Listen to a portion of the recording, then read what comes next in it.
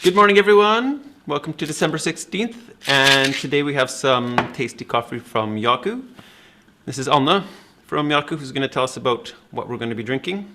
So before you tell us, actually, no, you can tell it and then I'll weigh out my coffee for today and you can tell me how much I should be weighing out. Yeah. Hi. Go first. Hi. Hi. So this is a coffee from Ethiopia.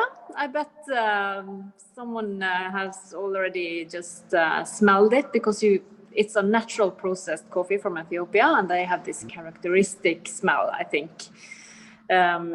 So it's a typical natural Ethiopian coffee, I would say, from a village called Keramo.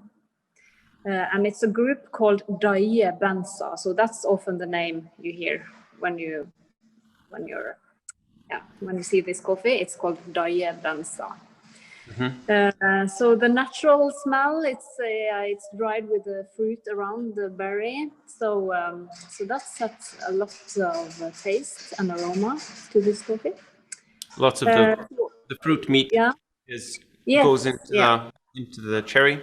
Soaks into the stone while it's processed after the picking. So what are you brewing? How much are you brewing now?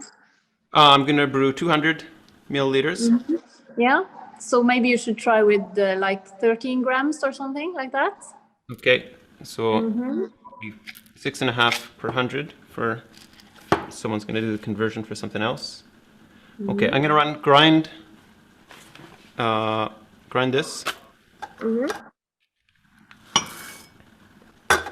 And then I'll be back in 2 seconds. All right, so I've got my coffee ground. Yeah. When you guys brew V60, what's your recipe when you're brewing in the bar for yourself? I just now I brewed 500 milliliters of water, and then I used 33 grams of this coffee. Yeah. Yes, and I thought it was a little bit slow brewing. So often these Ethiopian coffees, they need a little bit of a coarser brew, a bigger coarse. Yeah, coarser grind size. Yes, yeah. Because sometimes they're kind of slow when you brew it. Yeah. And do you use a blue? Yeah. Now I used 20 seconds. Yeah. All right, then I should get on with pour number 2.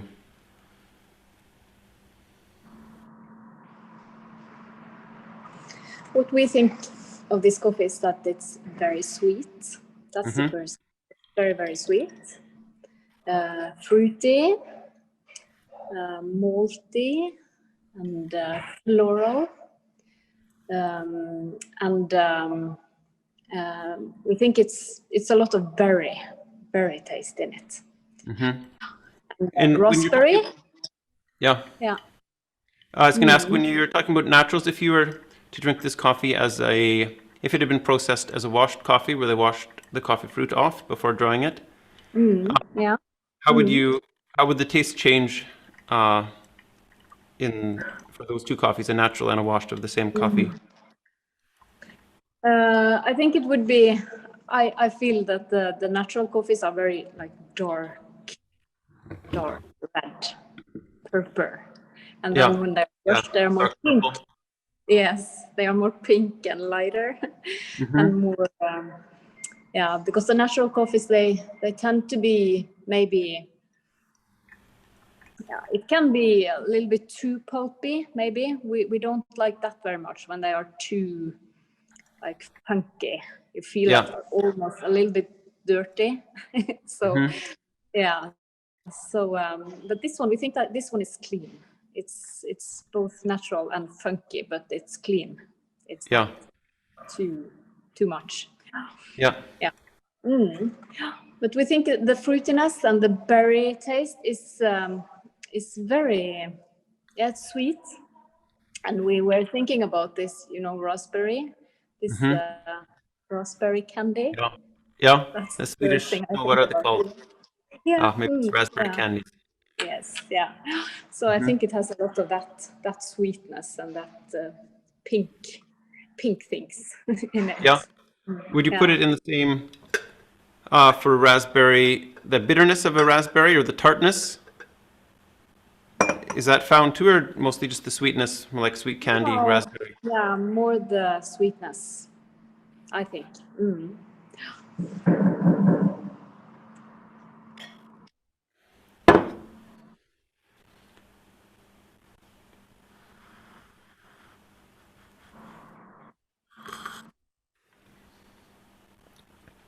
Well, now it's too hot to taste still. I should have poured myself less, but is that what you're drinking there as well?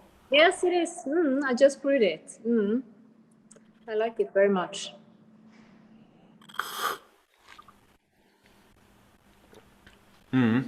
Yeah, when you say raspberry, then I think that really sticks out. We Although made this with nut actually here. Yeah, yeah, that's sweet, helpful. floral, fruity, and then fruity. Blackberry, Ananas, yeah, like pineapple. Yeah, pineapple, yeah. yeah, blackberry, passion fruit. Yeah, that's our thoughts about this coffee. I would say the raspberry comes in the first like 4 seconds, and then it sort of drifts off into a medley of other fruits. Yeah. In my mouth, I would say it gets sweeter as the time goes by. After like second, I feel like it's sweeter. Well, it could be a little bit due to the temperature too.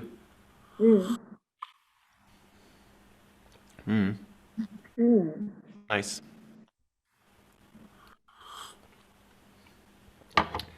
Great. Anything else you want to say about the coffee before we close it up?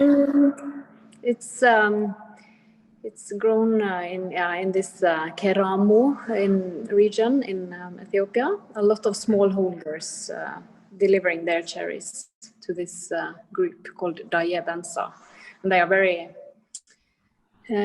It's reflecting the passion of these producers that are seeking for perfection. It's said about this coffee, so they are always seeking for the best coffee.